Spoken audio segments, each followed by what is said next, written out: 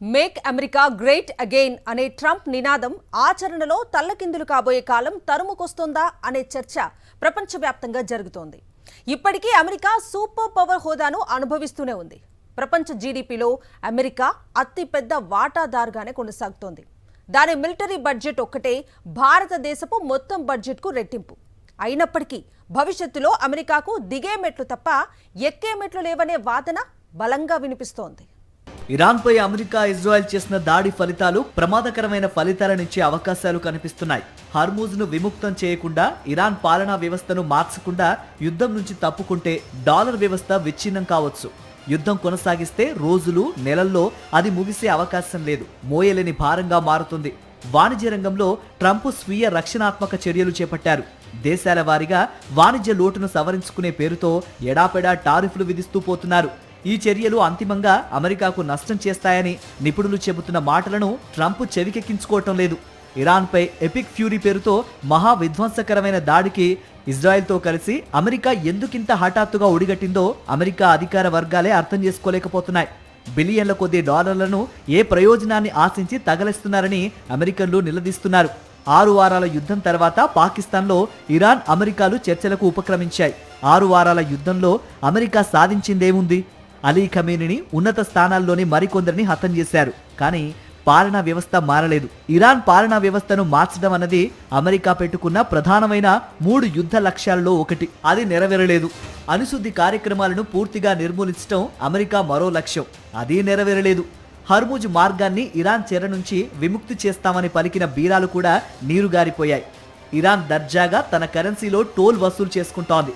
చివరికి చర్చల ప్రారంభానికి ముందు కూడా ట్రంప్ తన హుంకరింపులను ఆపలేదు. ఇరాన్ ఒప్పందానికి రాకపోతే భారీ విధ్వంసం ఉంటుందని, నౌకల్లోకి ఆయుధాలను లోడ్ చేయిస్తున్నామని కూడా ఆయన హెచ్చరికలు జారీ చేశారు.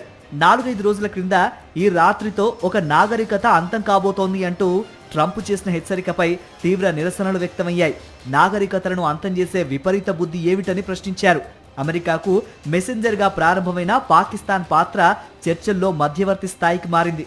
ఇరాన్ ఇప్పటికీ పాక్ను పూర్తిగా నమ్మడం లేదు. యుద్ధంలో అమెరికాతో పాటు భాగస్వామిగా ఉన్న ఇజ్రాయెల్కు చర్చల్లో ఏ పాత్ర లేదు. పాకిస్తాన్ మిలిటరీ అధిపతి ఫీల్డ్ మార్షల్ ఆసిఫ్ మునీర్పై ట్రంప్కు అవ్యాజమైన అనురాగం ఉంది. ట్రంప్ శాంతి కాముకతకు నోబెల్ బహుమతి ఇవ్వాలని మునీర్ బహిరంగంగా డిమాండ్ చేసిన సంగతి తెలిసిందే. అమెరికాకు ఏజెంట్గా పనిచేసే వ్యక్తిని ఇరాన్ మధ్యవర్తిగా అంగీకరించడానికి చైనా సలహానే కారణమనే అభిప్రాయం ఉంది. పేరుకు పాకిస్తాన్లో ఎన్నికైన ప్రభుత్వం ఉన్నా అన్ని వ్యవహారాలు మునీర్ చేతుల మీదుగానే నడిచిపోతున్నాయి. మరో ఫీల్డ్ మార్షల్ ఆయూబ్ ఖాన్ మాదిరిగా పాక్ పాలనా పగ్గాలను అందిపుచ్చుకోవాలని మునీర్ ఉవ్విల్లురుతున్నారు. అమెరికా, చైనాల సహకారం ఉన్నది గనక అతని కోరిక నెరవేరే అవకాశం ఉండవచ్చు. భారత్పై విపరీతమైన వ్యతిరేకత ఉన్న వ్యక్తి మునీర్. కశ్మీర్ కోసం 1000 ఏళ్లైనా యుద్ధం చేస్తామన్న బుట్టో మాటల్ని పదే పదే వల్లవేస్తూ ఉంటాడు.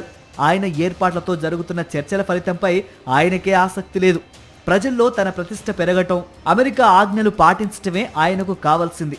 పరస్పర విరుద్ధమైన డిమాండ్లపై కాలయాపన కోసమే 2 దేశాలు చర్చలకు సిద్ధమయ్యాయన్న అభిప్రాయమూ ఉంది. ఇరాన్కు లోపాయకారి సహాయం చేయటం తప్ప యుద్ధం విషయంలో చైనా బహిరంగంగా మాట్లాడడం లేదు. శత్రువు వ్యూహాత్మక తప్పిదాలు చేస్తున్నప్పుడు అందులో తలదూర్చవద్దనేది యుద్ధ నీతి. తప్పిదం ఫలితాన్ని శత్రువు అనుభవిస్తాడు.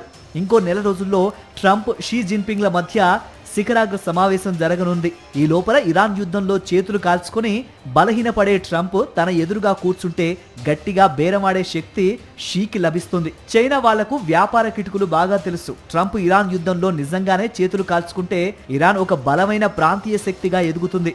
అప్పటికే రిమ్లాండ్ తూర్పున ఉన్న చైనా ఒక బలమైన శక్తి. దృఢమైన నాయకత్వం ఉంటే భారత్ కూడా ప్రభావశీల శక్తిగా ఎదిగేందుకు చాలా అవకాశాలున్నాయి. రానున్న రోజుల్లో ప్రాంతీయ శక్తుల ఆవిర్భావం జరిగే బహుముఖిన ఒప్పందాలతో అంతర్జాతీయ సంబంధాలు కొనసాగవచ్చు.